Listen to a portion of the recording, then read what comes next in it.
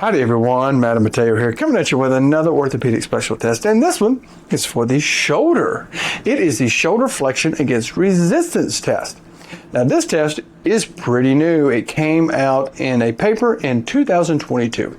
And the researchers were saying, we want to have a better test looking at scapular dysfunction because there is the wall push-up test.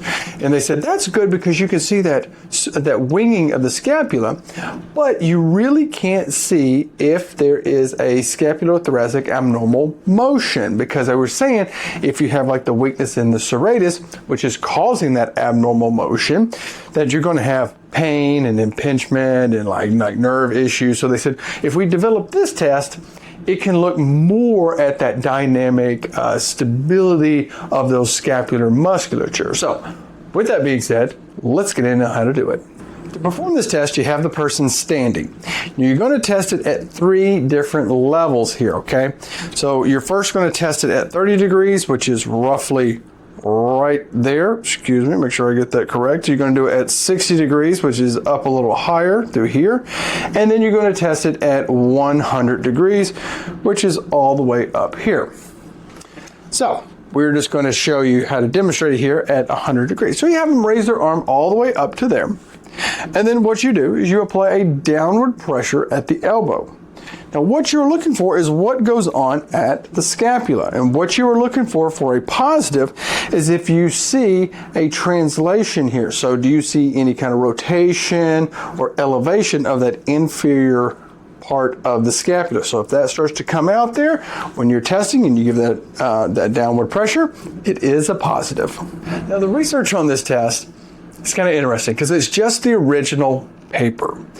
And it is funny because it's 100% sensitive at 30, 60, and 100. It's 100% sensitive. At 100 degrees, everything is 100% on it. So the sensitivity, specificity, positive predictive value, it's 100%. Now it drops as you get into the 60 and the 30. So it's the lowest at 30. So the specificity is like 11%, and so is the positive predictive value. But at 60 degrees, the specificity is 20, and then the positive predictive value only goes up to 12. But you get to the 100, yeah, everything is 100. Then if you couple it with the wall push-up test, which is what they were comparing it to, it's 100% like all the way across the board. So it's kind of wild reading that paper. But they did say, you know, there's only one examiner. I would say there isn't like a positive of saying like, oh, pain, or you see something. It could be possibly a judgment call on it. So there could be some limitations in it. But anyway, it was an interesting read. But there you go. That is the shoulder flexion against resistance test. Let me know, have you ever heard of it? Are you going to start adding it in? Are you going to start seeing that shoulder blade go all over the place and all that? Let us know down in the comments. And like Mateo always tells us, take care of yourself. Take care of your patients. We'll see you next time.